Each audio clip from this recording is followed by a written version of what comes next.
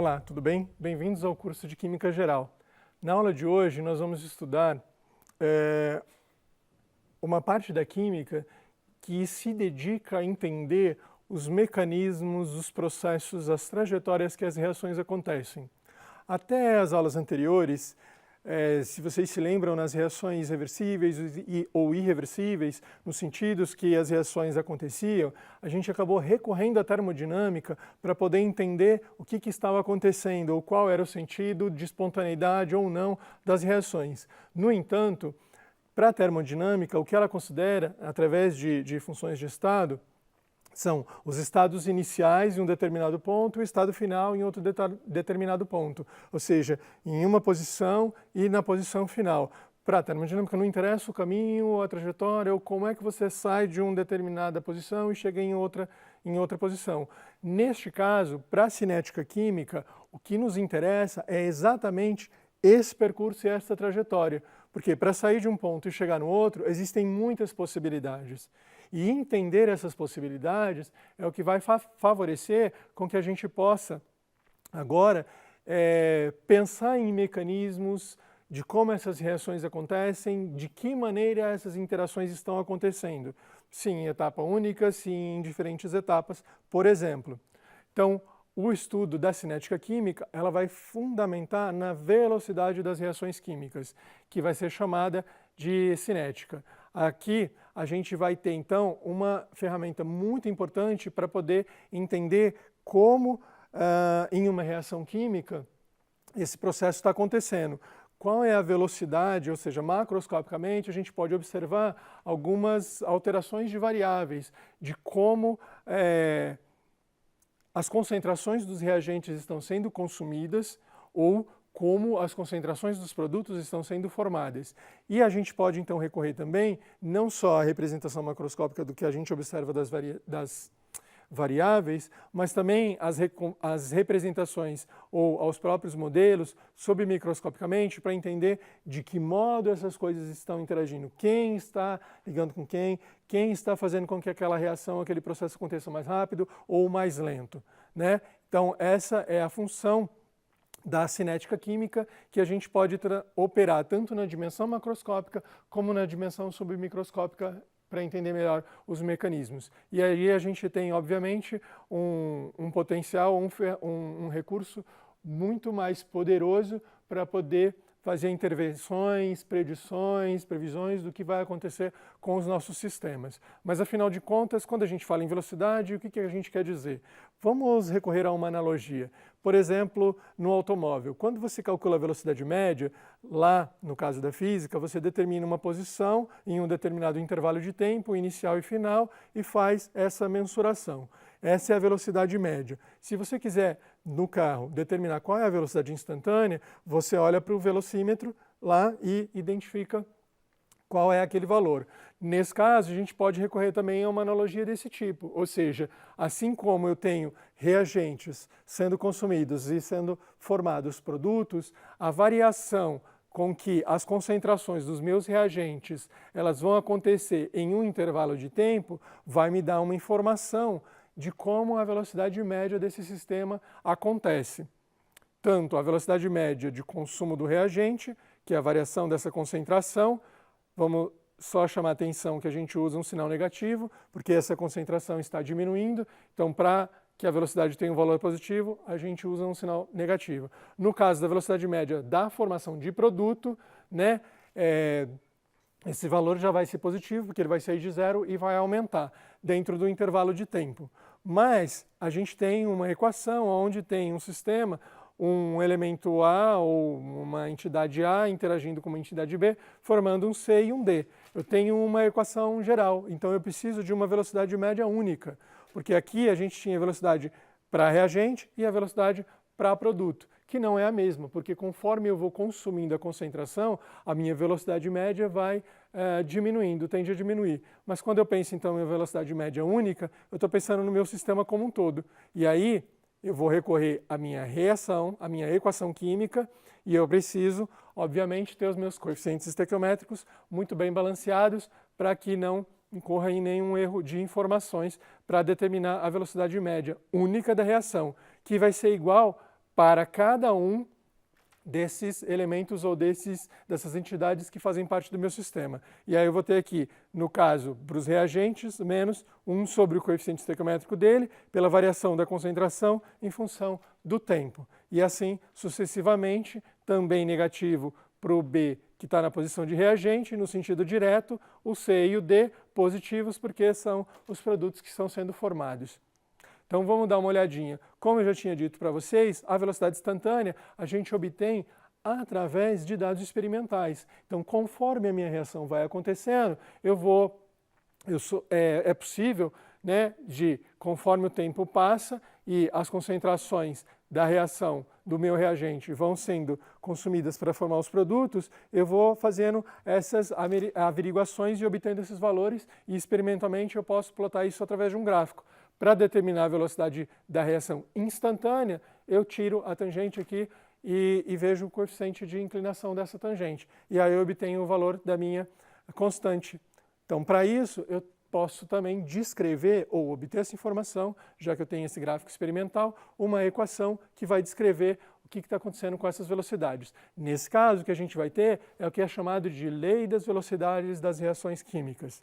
Então vamos dar uma olhadinha o que quer dizer a lei da velocidade e também uma outra informação que a gente vai ver já em seguida, relacionando a ordem da reação. Então, em um meu sistema aqui, um pentóxido de dinitrogênio sendo decomposto em dióxido de nitrogênio e oxigênio gasosos, todos eles em fase gasosa, a minha velocidade inicial de consumo, né, do meu reagente, ela vai ser proporcional à minha concentração inicial. Então, conforme eu tenho uma concentração alta, mais possibilidade ou probabilidade de que ocorra interações entre essas partículas que fazem parte do meu sistema, e aí a minha velocidade pode ser maior. Então, eu tenho uma proporcionalidade direta com as concentrações. Para transformar essa proporcionalidade em uma igualdade, eu utilizo o recurso de uma constante, que vai ser a constante de velocidade, que vai ser específica para cada um desses compostos em cada um desses sistemas. E ela vai ser sensível à variação da temperatura.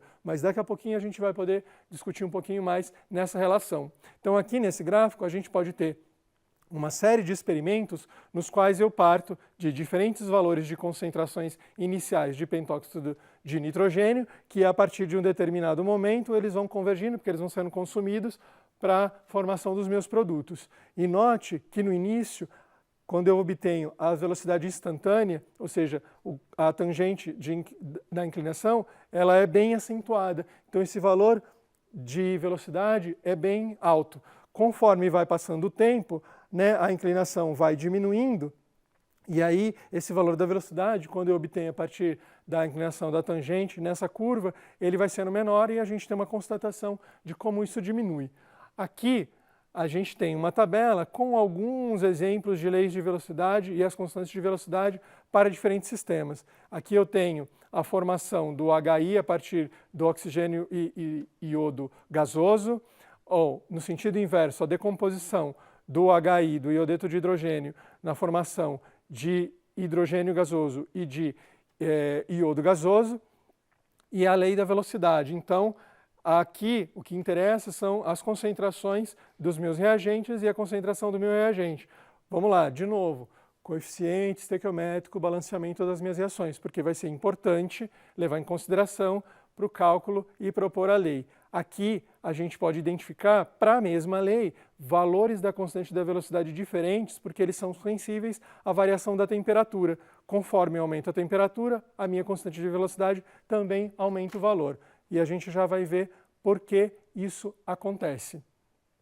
Então, a gente viu ali no caso, né, do pentóxido de nitrogênio que havia uma correlação direta, que a velocidade ela ia ser a constante da velocidade, o produto da constante da velocidade pela concentração elevado ao índice do coeficiente estequiométrico. Neste caso, para o pentóxido de nitrogênio, a gente tem esse valor, desculpa, não é o coeficiente estequiométrico. Esse número elevado aqui, ele é chamado de ordem de reação. Nesse caso, para o pentóxido de nitrogênio, a ordem de reação ela vale 1. Para o NO2, ela vale 2. O que significa dizer que se a concentração do pentóxido ela dobra, a minha velocidade também dobra, porque existe uma proporcionalidade direta. Neste caso do segundo exemplo, para o dióxido de nitrogênio, como a ordem de reação dele é 2, se essa concentração dobra, no caso do 2, a minha velocidade vai quadruplicar. Então, para cada uma dessas reações, eu preciso determinar qual é a ordem de reação. E essa ordem de reação, ela é um valor obtido experimentalmente. Então, para a ordem de reação 0, a velocidade independe da concentração. Então, a minha lei de velocidade, ela é velocidade, ela vai ser igual à constante de velocidade. Independente da variação dessa concentração, essa reação vai acontecer de forma que eu vá consumindo esse reagente até o final. Se a ordem é 1, então eu tenho a concentração elevada a 1. Se dobrou lá, dobra aqui. Se diminuiu pela metade lá, diminui a velocidade pela metade aqui. E se ela for de ordem 2, se dobra, quadruplica, ou se você diminui, também diminui na mesma proporção. Aqui a gente tem um exemplo, né, da decomposição da amônia em nitrogênio gasoso e hidrogênio gasoso, que é um exemplo de uma ordem de reação 0. Só para chamar a atenção para esse aspecto, que aquele número, então, elevado nessa concentração para a lei das velocidades, não provém do balanceamento estequiométrico, mas sim da ordem de reação, que é um valor obtido experimentalmente. E aí a gente consegue, então, prever o que vai acontecer ou como vai comportar o seu sistema. Bom, com isso, a gente já tem a lei das reações dando informação de como essas velocidades vão se comportar em função da concentração. Agora a gente já pode adentrar e tentar entender um pouquinho de como acontecem esses mecanismos. Por exemplo, neste caso aqui, né, quer seja combustão do dióxido de carbono ou uma outra, por exemplo, a conversão do ozônio, que a gente colocou aqui como um caso, né, para poder analisar.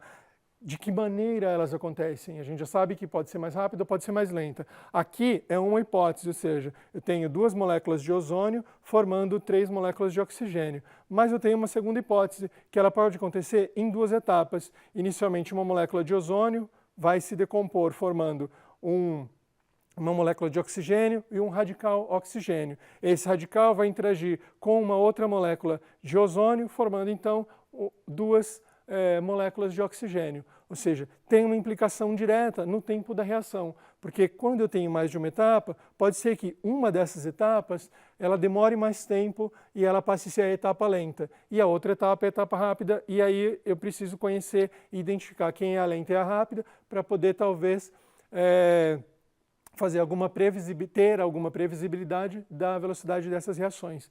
Aqui tem alguns exemplos de possibilidades. Então, quando a molecularidade é 1, só tem, né, uma entidade ou uma unidade ali interagindo, formando o produto, a velocidade vai ser igual à constante de velocidade vezes a concentração daquela espécie. Nesse caso, quando a molecularidade é 2, eu posso ter diferentes etapas. Eu posso ter um A reagindo com B formando um produto e eu tenho uma determinada velocidade da reação, K, concentração de A vezes a concentração de B. Ou eu posso ter um A interagindo com A para formar o produto, e aí a minha velocidade vai mudar. Então a minha lei da velocidade vai variar em função de como acontecem as reações elementares dentro do mecanismo de reação, a partir da questão da molecularidade, que está relacionada com a quantidade de espécies que eu tenho dentro desse sistema dos reagentes que estão envolvidos fazendo parte dessa etapa. Tudo bem?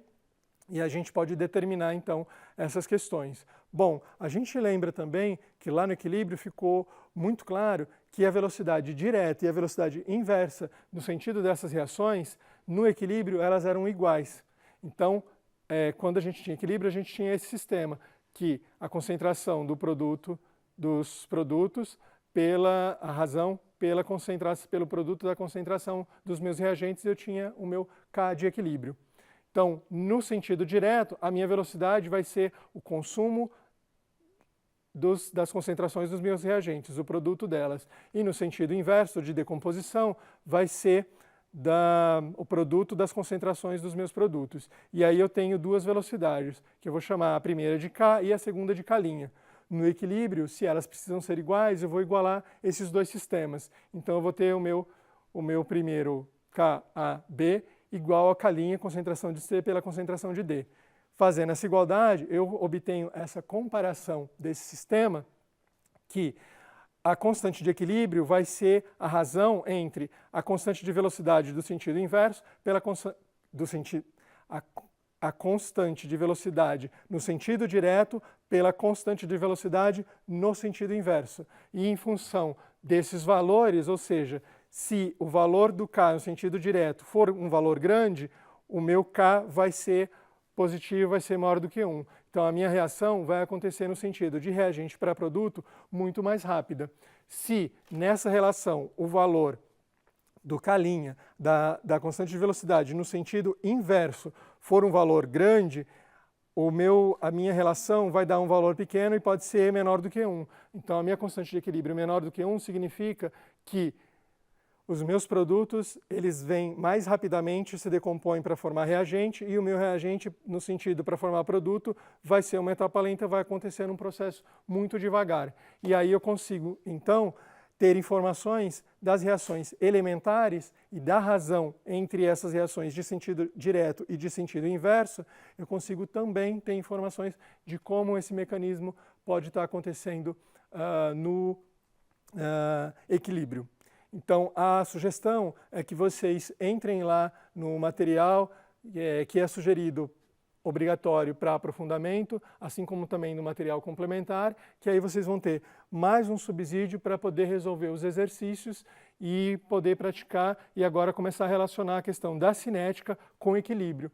Lá no equilíbrio a gente tinha as questões de estado inicial e estado final apoiados pela termodinâmica. E agora com a cinética a gente consegue conhecer também a trajetória e o percurso de como esses mecanismos acontecem. De modo que tanto termodinamicamente como cineticamente a gente consegue ter uma informação muito maior de todo esse sistema que está acontecendo. Então bons estudos e até a próxima aula.